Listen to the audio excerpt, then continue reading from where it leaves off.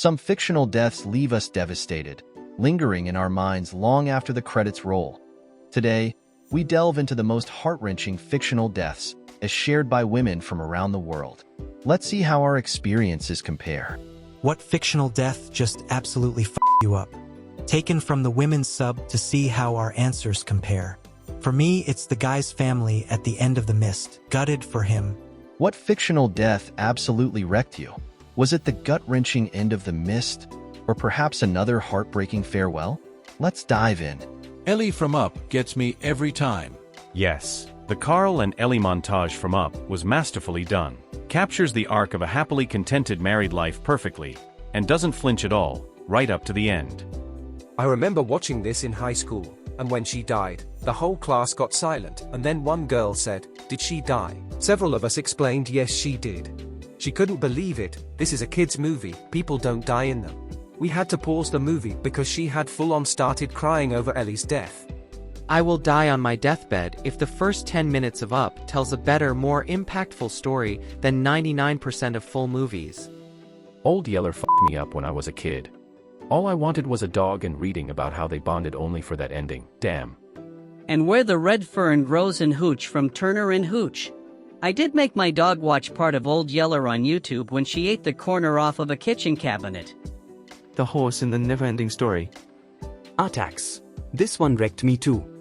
Noble team from Halo Reach. 10-year-old me took a hit in the gut realizing we weren't making it off-planet.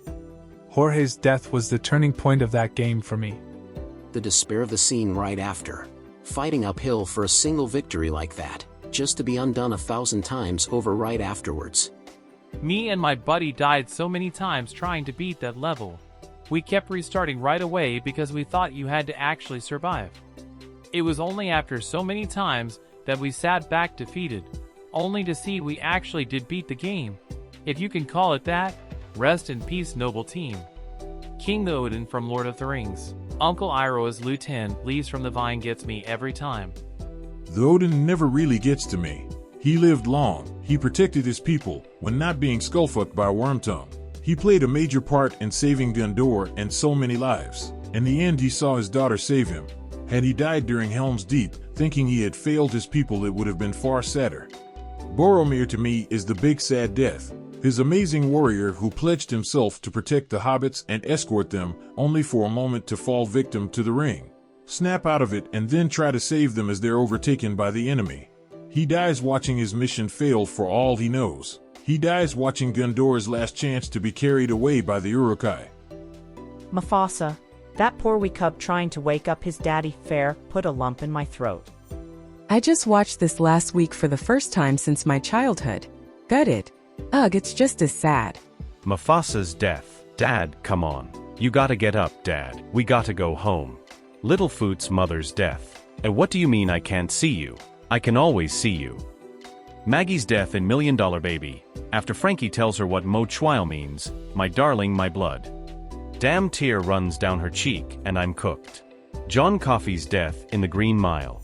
Please, boss, don't put that thing over my face. Don't put me in the dark. I's afraid of the dark. Oh my god, Littlefoot mother's death isn't something I have thought of in at least 25 years. Now I feel like I am 5 years old again. I would have followed you, my brother, my captain, my king. I read and watched Lord of the Rings and Hobbit as a kid and never understood how significant Boromir's death actually was until I watched the movies again as an adult. As a kid I always thought of him as a villain, because he tried to take the ring, but now I understand what his reasons and motives for his actions were. He was flawed like all humans, but still trying to protect his people. He saw the ring as something that could save Gondor and got tempted by it. But when it came down to it, he didn't hesitate to stand for those who couldn't stand for themselves.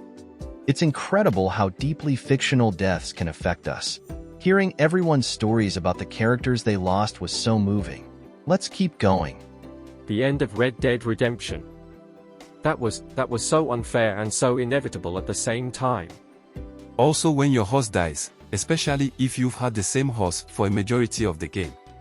I go to my fathers, and even in their mighty company I shall not now be ashamed. The Odin King of Rohan. John Coffey. Please, boss, don't put that thing over my face. Don't put me in the dark. That, and the mouse? made me cry ugly tears with full-on snot and choking, and maybe some whales. The two deaths in Firefly/Serenity. If you know, you know. Hold the door! Hold the door! Hold door! Hodor! Hodor! Hodor! F that broke me. The guy's entire life was fated to do that one thing. Fuck. You expect deaths in those books, but Hodor was rough. He did us dirty on that one. Even with all the foreshadowing, it hit hard. I can't remember the name, but the dog dying at the end of Where the Red Fern Grows really hit me. The mountain crushed Oberyn's skull with one hand, while he was still alive, tore my gut apart. What a way to die. Game of Thrones, Season 4 Episode 8. At least Oberyn got the Mandalorian roll out of it. This is the way. For real, I had a physical reaction to that scene that was unprecedented. They did a fantastic job of building it up so that I actually, genuinely believed Oberyn was going to win that. His skull being crushed so violently and so suddenly f***ed me up. Lenny from Of Mice and Men. The Iron Giant. Brendan Fraser's Char acted in Scrubs. I stopped watching it after that. I just got stomach ache while writing this. Absolute masterpiece of an episode. I believe it's the highest rated one in all of Scrubs. Oh my god, I was looking to see if anyone had said Jenny from Forrest Gump when I saw this. Ben, listen, there's one more thing you have to do for me. Cox, haha, you can't keep me from getting drunk. Ben, you have to forgive yourself for everything that went down the other day. Cox, chuckles, God, you're so annoying. Ben smiling and nodding, yeah. Cox, whispering, okay. Ben, good. Cox, now where's your camera? Aren't you gonna take some pictures? JD, pictures of what? Cox, turns around, you know, crying babies covered in chocolate, people singing happy birthday to my son who've never even met him before, you know, the whole routine. Where do you think we are? Dr. Cox turns back around, Ben is gone. Joshua Radin Winter playing in the background. John C. McGinley's face as the scene ends.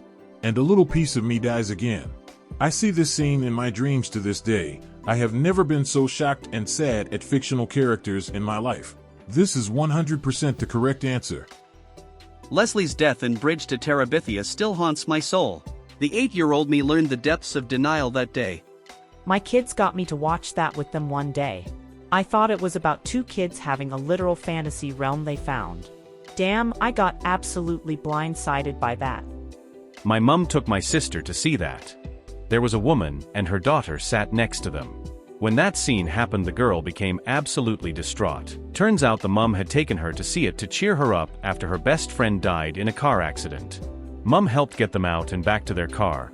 Both her and my sister were visibly shaken up when they got home.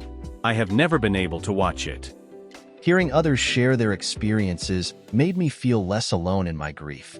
Storytelling truly has a profound impact on us. Let's hear more. The dad in Big Fish at the end and the dad in Curious Case of Benjamin Button, also, Benjamin Button. Big Fish hit me hard.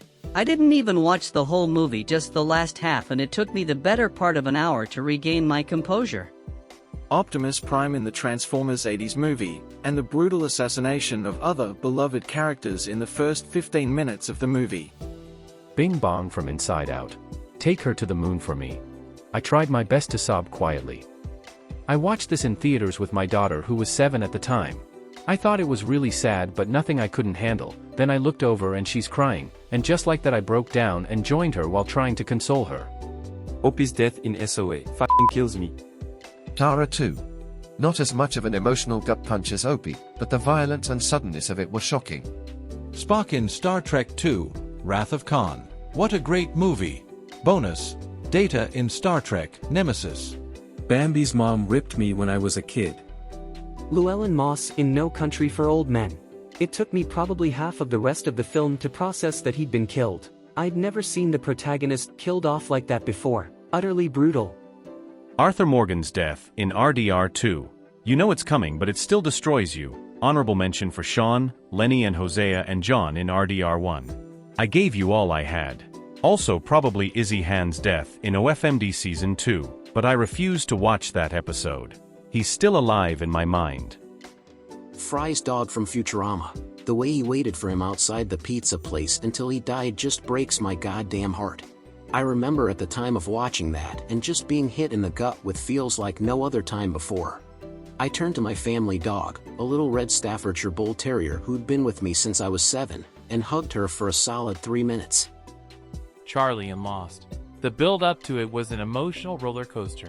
Similarly, Glenn in TWD, as my brother told me that his death was f***ed up prior to me getting that far. There were so many "is this it?"